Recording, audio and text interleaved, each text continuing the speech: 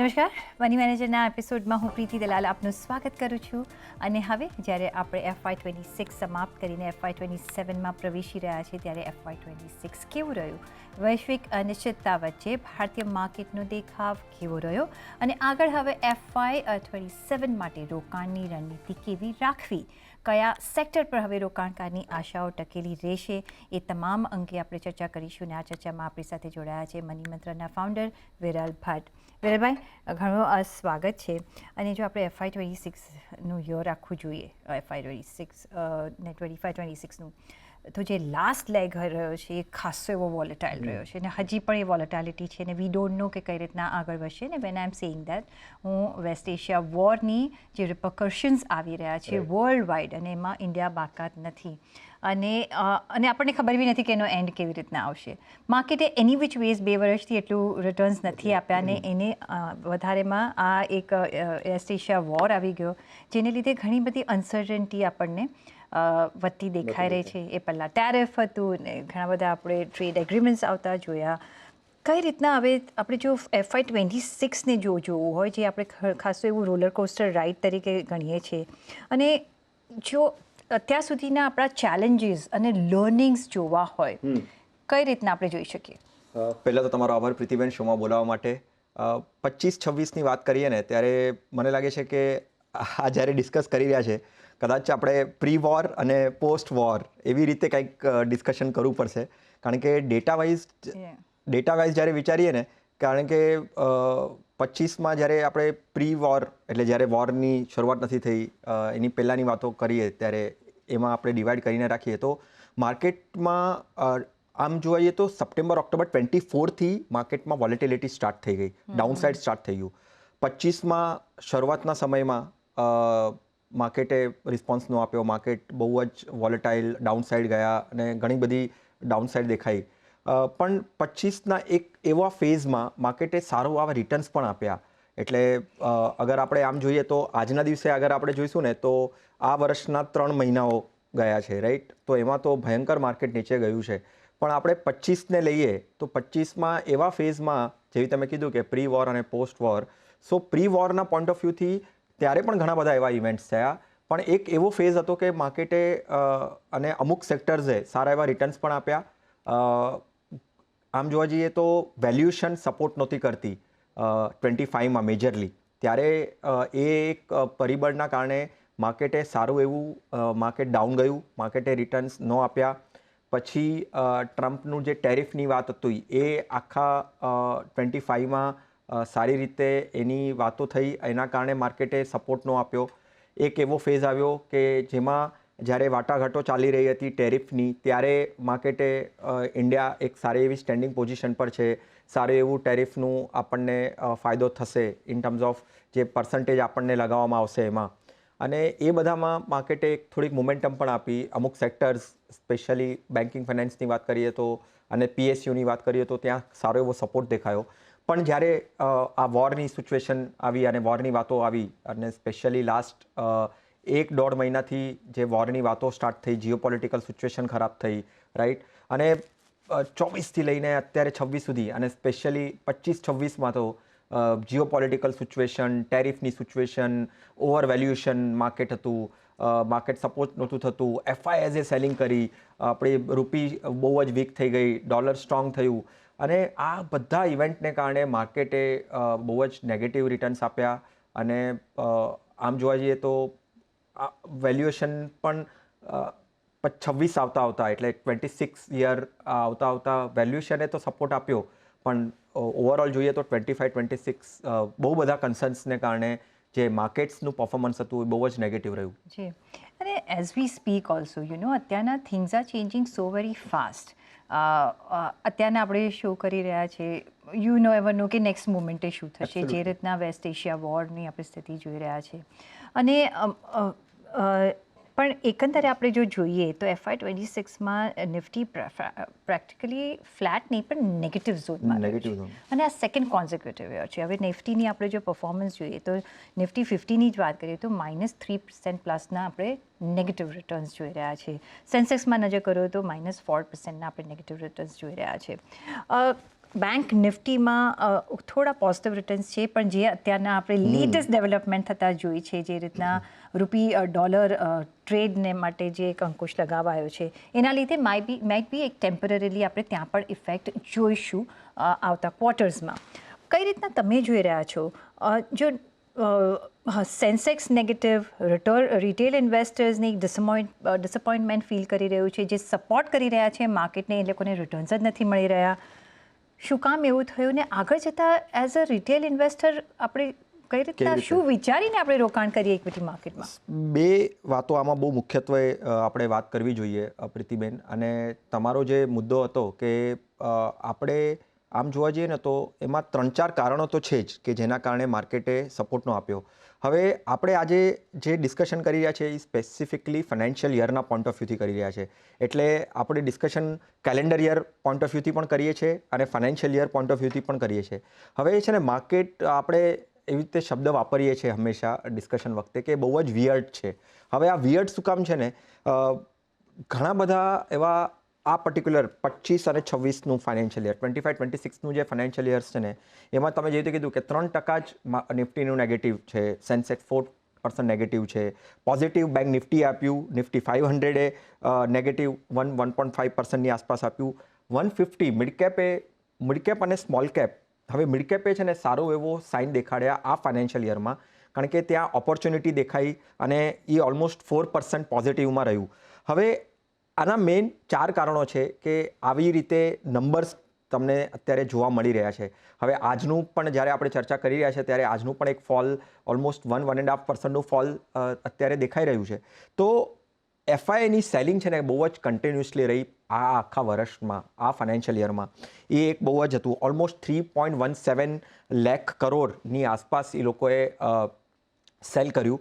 અને એની સામે છે ને ડીઆઈઆઈ, આપણા જે ડોમેસ્ટિક ઇન્સ્ટિટ્યુશનલ છે ને, એણે સારું એવું મજબૂતતા પકડી, એમણે ઓપોર્ચ્યુનિટી દેખાઈ. હવે આ ફોલમાં ઓપોર્ચ્યુનિટી દેખાઈ, કારણ કે છે ને જો હિસ્ટ્રી પણ એવું કહે છે, આપણે ફાઇનાન્શિયલ યરની ચર્ચા કરી રહ્યા છે, ફાઇનાન્શિયલ યરની પણ હિસ્ટ્રી પણ એવું કહે છે કે આવા જ્યારે ફોલ આવે છે, આવા જ્યારે કન્સર્ન્સના કારણે જ્યારે ફોલ આવે છે ને, ત્યારે માર્કેટે બાઉન્સ બેક અને રિકવરી પણ સારી દેખાય છે. એટલે એક તો છે કે તમે રિટેલ ઇન્વેસ્ટરની વાત કરી, તો આમાં છે ને રિટેલ ઇન્વેસ્ટરે પેનિક ન થવું જોઈએ. હા, કારણ મજબૂત છે, જેવી રીતે એફઆઈ સેલિંગ થયું. હવે અર્નિંગે પણ ડિસઅપોઇન્ટમેન્ટ આપ્યું આ 25-26માં, અને એની ક્યાંક રિકવરી દેખાઈ, એટલે માટે જ ડીઆઈએ બહુ સ્ટ્રોંગલી બાય કર્યું હશે, બરાબર છે. અને યર એન્ડ થતાં આ જે જીઓ પોલિટિકલ સિચ્યુએશન છે ને, જ્યાં અસ્થિરતા દેખાઈ જ રહી છે, ત્યાં સ્થિરતા નથી દેખાઈ રહી. તમે બહુ જ રાઇટલી સેડ કીધું તમે પ્રીતિબેન કે ક્યારે કયું સ્ટેટમેન્ટ આવે છે અને એ સ્ટેટમેન્ટ કેવી રીતે લેવાય છે માર્કેટમાં, અને બહુ જ એનું જે મુવમેન્ટ છે, અગર પોઝિટિવ સેન્ટિમેન્ટ હોય છે, પોઝિટિવ ન્યૂઝ હોય છે, તો માર્કેટ બહુ જ સારી રીતે રિએક્ટ કરે છે. વચ્ચે આપણે લાસ્ટ વીકમાં પણ જોયું કે એવા 2-3 દિવસ ગયા કે જ્યારે માર્કેટે સ્ટ્રોંગ પુલબેક કર્યું, માર્કેટે સ્ટ્રોંગ રિકવરી આપી અને ઓલમોસ્ટ 3-4% અપસાઇડ દેખાડ્યું. બટ સડનલી નેક્સ્ટ દિવસે અગર જ્યારે નેગેટિવ ન્યૂઝ આવી જાય છે ત્યારે એ નેગેટિવ રીતે એનું રિએક્શન થાય છે. તો ડેફિનેટલી એક તો રિટેલ ઇન્વેસ્ટર્સ માટે મને લાગે છે કે 3-4 વસ્તુ ધ્યાનમાં રાખવી જોઈએ. ડોમેસ્ટિક ઇન્વેસ્ટરોએ સારું એવું દેખાડી છે, મજબૂતતા દેખાડી છે, એમણે બાઇંગ કરેલું છે, એમને ઓપોર્ચ્યુનિટી દેખાડે છે કે ભાઈ આ સારી રીતે પરફોર્મ, અગર એવી રીતે પોઝિટિવ જે નેગેટિવ સેન્ટિમેન્ટ્સ છે એ જ્યારે પોઝિટિવ સેન્ટિમેન્ટ્સમાં કન્વર્ટ થશે. અને મેક શ્યોર કરવું જોઈએ અહીંયા દર્શકોએ, ઇન્વેસ્ટરોએ, કે ડોમેસ્ટિક, હવે નો ડાઉટ એક ઇન્ફ્લેશન એક કન્સર્ન છે અત્યારે ઊભી, પણ ડોમેસ્ટિક ઇન્વેસ્ટરે આમાં ઇન્ડિયાના નંબર્સ જોઈશું ને જ્યારે આપણે અમુક નંબર્સ જ્યારે જોઈશું, જ્યારે મેં વેલ્યુશનની વાત કરો છો તો વેલ્યુશન બહુ જ સારી રીતે મજબૂતતા પકડતા દેખાડતી હતી. ઇન્ફ્લેશનના નંબરને છોડી દઈશું ને તો ડોમેસ્ટિક ઇન્વેસ્ટર્સ માટે ઘણું બધું પોઝિટિવ્સ છે ઇન્ડિયાના પોઈન્ટ ઓફ વ્યૂથી. એસઆઈપીનો ઇન્ફ્લો ઇન્ટેક્ટ રહ્યો છે, 25,000 કરોડ જેટલી પર મંથ અત્યારે બાઇંગ થઈ રહી છે, અને મ્યુચ્યુઅલ ફંડનું એયુએમ પણ 80 લાખ કરોડની આસપાસ પહોંચ્યું છે. તો મને લાગે છે કે એફઆઈઆઈ ગયા પણ ડીઆઈઆઈએ માર્કેટને ટકાવી રાખ્યું છે. તો સિલ્વર લાઇનિંગ તો ડેફિનેટલી ક્યાંક ને ક્યાંક છે. Although we are expecting some positive news. અને નંબર્સ છે ને, જો ઘણી વખત છે ને પ્રીતિબેન, મને એવું લાગે કે નંબર્સ છે ને લાઈ નથી કરતા. નંબર્સને એનાલિસિસ કરશો ને તો આ પેટર્નના નંબર્સ જે હિસાબથી આવી રહ્યા છે, ક્યાંક રશિયા યુક્રેનની આસપાસ પણ એવી જ રીતે નંબર્સ દેખાઈ રહ્યા છે, એના જેવા દેખાઈ રહ્યા છે. મારું એનાલિસિસ એવું કહે છે. 6 મહિના સુધી માર્કેટે પેન આપ્યું હતું એ ટાઈમ પર રશિયા યુક્રેનના વોરના પોઈન્ટ ઓફ વ્યૂથી. અગર ક્રૂડ ઓઇલ સ્ટેબિલિટી આવી, રાઈટ, અને ઇન્ફ્લેશન વધારે વધ્યું નહીં, તો મને લાગે છે કે સિલ્વર લાઇનિંગ હોઈ શકે આ FY27માં. જ્યારે રશિયા યુક્રેન વોર થયો ત્યારે ક્રૂડ પ્રાઇસીસ આટલી હાઈ નથી ગઈ અને આ જે રશિયા યુક્રેન હોય 2-2.5 વર્ષ યુદ્ધ ચાલ્યું, હજી પણ આઈ ડોન્ટ થિંક સો કે એનો એન્ડ છે, આવ્યો નથી, પણ એ ક્વાયટલી એક સાઈડ પર લડ્યા કરે છે, રાઈટ. અહીંયા આપણને ઇફેક્ટ થઈ રહી છે બિકોઝ જે સ્ટ્રેટ ઓફ હોર્મઝ છે કે આપણા નેબરિંગ કન્ટ્રીઝ છે, એટલે અહીંયા અત્યારના આપણે વધારે ઇફેક્ટ જોઈ રહ્યા છીએ. પણ આપણે ઓલવેઝ કહીએ છીએ કે ભારતની ઇકોનોમી એક ફંડામેન્ટલી ઘણી સ્ટ્રોંગ છે ને એ પણ તમે કહ્યું છે નંબર્સ નેવર લાય, અને એ નંબર્સે સપોર્ટ કર્યું છે, પણ સાથે હવે ઇન્ફ્લેશનની ચિંતા આપણને વધતી દેખાઈ રહી છે. પણ FY26ની આપણે જો વાત કરીએ તો કયા એવા તમે ઇમ્પોર્ટન્ટ ડેવલપમેન્ટ્સ જોઈ રહ્યા છીએ, જે ટોપ 5 ઇવેન્ટ્સ જેની ઇકોનોમીને સાચવી રાખી અને આપણે સદ્ધર રહ્યા, આપણે એક રેઝિલિયન્ટ માર્કેટ તરીકે રહ્યા અને એક ઇકોનોમી તરીકે રહ્યા? પ્રીતિબેન, જ્યારે મેં વાત કરી થોડી વાર પહેલાં કે એક એવો ફેઝ આવ્યો હતો માર્કેટમાં કે જ્યારે માર્કેટે સારું એવું પુલ બેક કર્યું અને સારું એવું રિટર્ન્સ આપ્યું એક પર્ટિક્યુલર ફેઝમાં. એના અમુક કારણો હતા. પહેલાં તો રેટ કટ. આપણે જ્યારે પણ રેટ કટ થાય છે કન્ટિન્યુ, RBIએ રેટ કટ કર્યા, ઓલમોસ્ટ 1%ની આસપાસ રેટ કટ દેખાયા તમને ફાઇનાન્શિયલ યર 25-26માં, જે પોઝિટિવ સાઇન્સ હતા. જેવી રીતે ગ્લોબલ કન્ટ્રીઝમાં સ્પેશિયલી જ્યારે ફેડે રેટ કટ કર્યા એની સામે ચાલીને આપણે પણ રેટ કટ કર્યા, જે બહુ જ પોઝિટિવ હતું અને જેના કારણે ઇન્ફ્લેશન પણ સારું એવું કંટ્રોલમાં આવ્યું. બજેટ પણ એક બહુ જ સારું એવું હતું. 25નું જે બજેટ હતું એ પણ મને લાગે છે કે એક સારું એવી સાઇન આપીને ગયું રિટેલ ઇન્વેસ્ટર્સ માટે અને મિડલ ક્લાસ માટે. તો ત્યાં પણ એક સિલ્વર લાઇનિંગ દેખાઈ કે ભાઈ બજેટ બહુ ઇમ્પેક્ટફુલ હતું, એના કારણે માર્કેટે પણ એનું સારું એવું રિસ્પોન્સ આપ્યો. ગોલ્ડ અને સિલ્વર મેટલ્સે બહુ સારું એવું પરફોર્મન્સ આપ્યું આ ફાઇનાન્શિયલ યરમાં. માર્કેટ્સે જેવી રીતે શરૂઆત પ્રીતિબેન તમે કરી કે માર્કેટ્સે ડિસઅપોઇન્ટ કર્યા, પણ મેટલ્સ કોમોડિટીઝે સારું એવું પરફોર્મન્સ આપ્યું. હાલાકી અત્યારે જ્યારે આપણે વાત કરી રહ્યા છે એ એસેટ પણ ડાઉન છે, પણ FY25-26ની વાત કરીએ તો સારું એવું રિટર્ન્સ ત્યાં દેખાયું. GDPના નંબર્સ પણ બહુ જ સ્ટ્રોંગલી આવ્યા FY25-26માં. એવું કહેવાય છે કે જેવી આપણે વાત કરી કે ઓવર વેલ્યુશન હતી, રાઈટ, અને કંપનીના નંબર્સ કે રિઝલ્ટ સારા નહોતા આવતા, પણ અમુક કંપની એવું દેખાય છે કે અમુક કંપનીઝે એના જે ડેટ છે એ ઓછા કર્યા, રાઈટ, માર્જિન છે એ એમણે હિટ લીધું, પણ ઓવરઓલ એની સ્થિરતા એમના ઓવરઓલ પરફોર્મન્સમાં દેખાઈ. તો એના કારણે GDPના નંબર્સના કારણે પણ સારું એવું એક ઇવેન્ટ બનીને રહ્યું કે GDPના જે નંબર્સ હતા એ બહુ જ સ્ટ્રોંગ હતા. ગ્લોબલ મેપમાં જોઈએ તો આપણી જેવી એક કન્ટ્રી છે જે અત્યારે 6-7%ના ઝોનમાં positive returns, positive GDP numbers દેખાઈ રહ્યું છે. અને છેલ્લું કે સેબીએ ઘણા બધા એવા નોર્મ્સ જે છે, FII જે આપણે કહીએ કે જે F&O છે, ફ્યુચર એન્ડ ઓપ્શન્સ, એ એવા બહુ જ એવા કદમ એમણે ઉપાડ્યા એ પર્ટિક્યુલર ફાઇનાન્શિયલ યરમાં, જેની ઇમ્પેક્ટ માર્કેટમાં થઈ. એબ્સોલ્યુટલી. અને FISની સતત આઉટવર્ડ આપણે જોયું, અત્યારના હજી સુધી પણ આપણને નથી લાગતું કે હવે પાછા ક્યારે પરત ફરશે, કારણ કે એમને જે રિટર્ન FIS ક્યાં જાય જ્યાં જેમને રિટર્ન મળે, જ્યાં એમને એક કરન્સી સ્ટેબિલિટી મળે, તો એ લોકો પણ ગોજ કરી શકે કે કેટલા રિટર્ન્સ જોશે. એ અત્યારના એશિયન બેલ્ટ્સ પર જ છે, પણ બીજા એશિયન કન્ટ્રીઝમાં નિવેશ કરી રહ્યા છે જ્યાં વેલ્યુએશન હજી પણ આપણા કરતાં બેટર છે. પછી એ ચાઇના હોય, કોરિયા હોય, જાપાન, એ બધા જોઈ રહ્યા છે.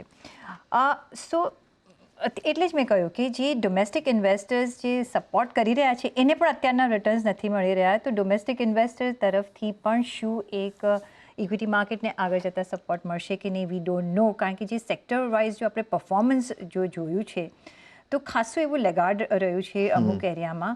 વિનર્સ ઘણા ઓછા રહ્યા છે FY25-26માં. રાઈટ. સેક્ટરની વાત કરીએ તો ઘણા બધા પોઝિટિવ સેક્ટર્સ હતા જેણે 25-26માં રિટર્ન્સ આપ્યા. જેવી રીતે તમે PSUની વાત કરો તો PSU ઓલમોસ્ટ આપણે રિટર્ન્સના પોઈન્ટ ઓફ વ્યૂથી જોઈએ તો 32% પોઝિટિવ રહ્યા આ પર્ટિક્યુલર ફાઇનાન્શિયલ યરમાં, જે બહુ જ પોઝિટિવ હતું. કેપિટલ માર્કેટ, જેવી રીતે મ્યુચ્યુઅલ ફંડ કંપનીઝ છે, કેપિટલ માર્કેટ્સથી રિલેટેડ એક્સચેન્જીસ છે, ઓલમોસ્ટ ત્યાં 28%નું અપસાઇડ દેખાયું. મેટલ્સ, કોમોડિટીઝની વાત કરી, ગોલ્ડ, સિલ્વર એ સારા એવા રિટર્ન્સ આપ્યા, 23%ની આસપાસ એનું પોઝિટિવ રિટર્ન્સ હતું. વોર લાઇક સિચ્યુએશન્સમાં જ્યારે સેન્ટિમેન્ટ, જીઓપોલિટિકલ સિચ્યુએશન ખરાબ થાય આપણી પણ વાત ઇન્ડિયા અને પાકિસ્તાનની પણ વાત ક્યાંક ક્યાંક ઊભી થઈ કે ટેન્શન્સ વધી રહ્યા છે. ત્યાં ડિફેન્સ સ્ટોક્સ ઓલમોસ્ટ 16% અપ. અને લૂઝર્સની વાત કરીએ તો ડેફિનેટલી આઈટીએ એક બહુ જ સારું એવું ડાઉનફોલ આપ્યું, ઓલમોસ્ટ 21-22%ની આસપાસ. એફએમસીજીએ ડિસઅપોઇન્ટ કર્યો. આપણે જીએસટીની વાત કરીએ, જીએસટીમાં જે ફેરબદલ આવેલો ત્યારથી આપણે વાત કરી રહ્યા છીએ કે કન્ઝ્યુમર પ્રોડક્ટ્સ જે ગુડ્સ જે કંપનીઝ છે એમાં સારું એવું રિટર્ન્સ આવશે, સારું એવું સેક્ટર વધશે, પણ હજી પણ ત્યાં પણ ડિસઅપોઇન્ટમેન્ટ દેખાયું, ઓલમોસ્ટ 14% ડાઉન ગયું. અને મીડિયાથી રિલેટેડ જે બધા કંપનીઝ અને સ્ટોક્સ હતા તે ઓલમોસ્ટ 13% ડાઉન હતા. તો ડેફિનેટલી સેક્ટોરિયલ પરફોર્મન્સ આ ફાઇનાન્શિયલ યરમાં વિનર્સ એવા દેખાયા કે જે ઘણા ટાઈમથી રિટર્ન્સ નહોતા આપતા, પણ એમણે 25-26માં રિટર્ન્સ આપ્યા. અને કદાચ આગળ જઈને પણ એવું કહેવાય છે કે આ જે રિટર્ન્સ જેણે આપ્યા છે એ જ એની જ કન્ટિન્યુટી રહેશે. અને જ્યાં આઈટી અને એફએમસીજી જેવા સેક્ટરો છે એમાં કદાચ થોડીક રિકવરી આવે, કારણ કે આટલું શાર્પ કરેક્શન આવ્યું છે ઓલમોસ્ટ 20-25%ની આસપાસનું, તો ત્યાં કદાચ સારું એવું રિટર્ન્સ એક્સપેક્ટ કરી શકીએ આ ફાઇનાન્શિયલ યરમાં. પણ ડેફિનેટલી સેક્ટોરિયલ વાઇઝ જોઈશું તો પ્રીતિબેન ઘણા બધા ડિસઅપોઇન્ટમેન્ટ તો થયા જ છે. અને રિટેલ ઇન્વેસ્ટર્સે હજી પણ અગર સ્ટેપ્સ લેવા જોઈએ કે સ્ટેપ્સ લેવાનું વિચારી રહ્યા છે, એમણે કોસ્ટલિયસલી રહેવું જોઈએ. સેક્ટોરિયલ બેટ અત્યારે થોડુંક દૂર રાખવું જોઈએ. અને ઓવરઓલ બાસ્કેટના પોઈન્ટ ઓફ વ્યૂથી ઇન્ડેક્સને જોઈ શકાય કે કદાચ મ્યુચ્યુઅલ ફંડને જોઈ શકાય, એમાં પણ લાર્જ કેપને ને ફ્લેક્સી કેપને જોઈ શકાય. એવી રીતે કંઈક પોર્ટફોલિયો બનાવે તો જોઈ શકાય. અને ધીરે ધીરે એન્ટર થવું પડશે, એકસાથે એન્ટર થવાની પણ એમણે વિચારવું ના જોઈએ આવી માર્કેટમાં. તો FY26-27 માટે તમારા મતે કયા એવા બિગ રિસ્ક છે અને કઈ રીતના ટેકલ કરી શકાય? અને ઇન્વેસ્ટમેન્ટ ઓપોર્ચ્યુનિટીઝ વાઇઝ જો આપણે અત્યારના ફિગર આઉટ કરવું હોય, કારણ કે વેલ્યુએશન ઘણા સારા છે, તો કઈ રીતે આપણે રોકાણની રણનીતિ બનાવવી જોઈએ? ક્યાં તમે જોશો રોકાણની ઓપોર્ચ્યુનિટી માટે? શ્યોર. સો પહેલાં તો રિસ્કની વાત કરીએ. મને લાગે છે કે 3 થી 4 રિસ્ક તો ડેફિનેટલી બહુ જ વિઝિબલ છે.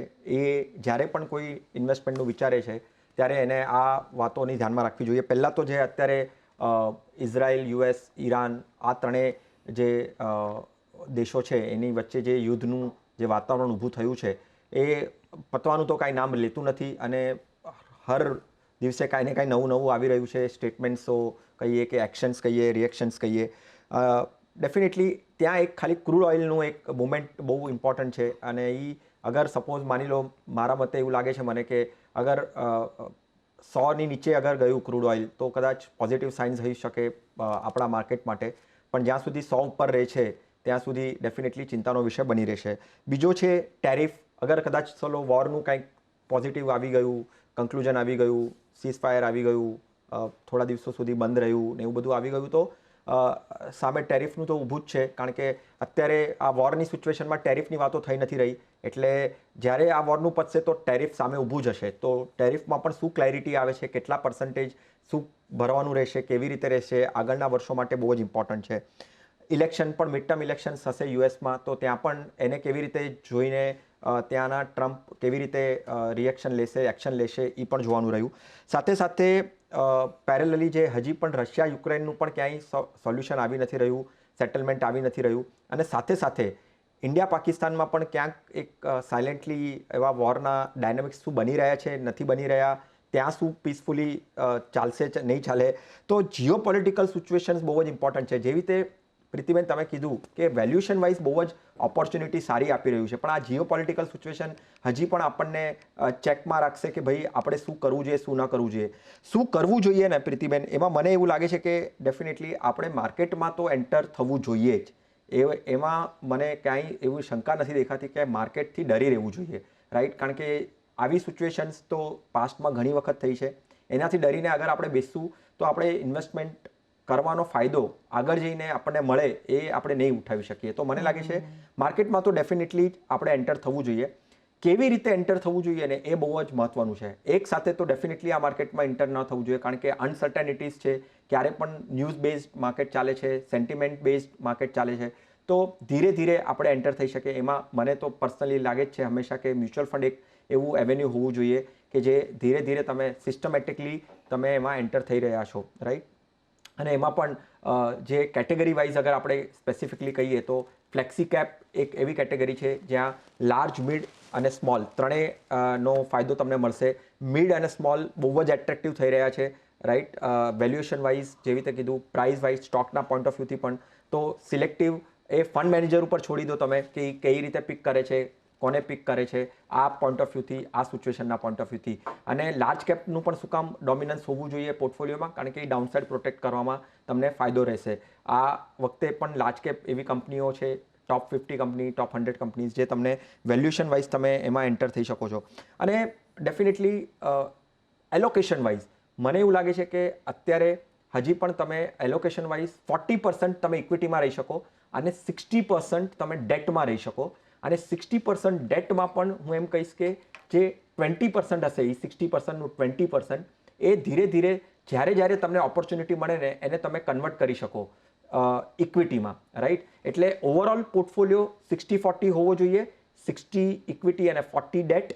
પણ અત્યારે જ્યારે તમારે ઇન્વેસ્ટ કરવું છે, તમારી પાસે પૈસા છે, તો તમે 60% ડેટને રાખો અને 40% ઇક્વિટીને રાખો.